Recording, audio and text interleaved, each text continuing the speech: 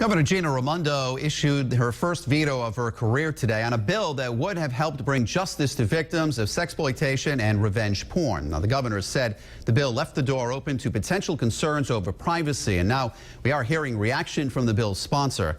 Eyewitness News reporter Kim Kalunian is in our control room now with the details that are new tonight.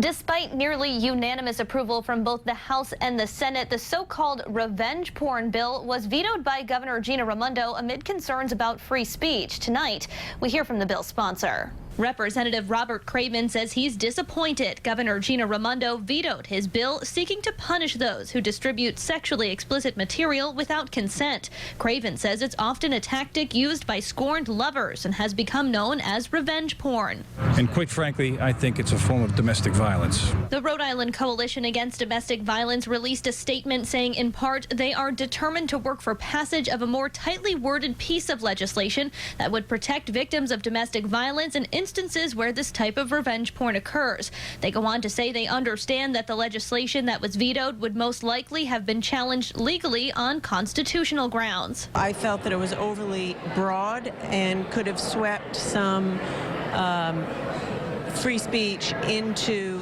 the law and made that criminal. It's not unconstitutional. Craven says the Supreme Court has already weighed in on the issue, saying the publication of intimate photographs without a public purpose is punishable by law. I intend to introduce the legislation again, but prior to doing that, I'm going to sit down with the governor and see if I can go over the law.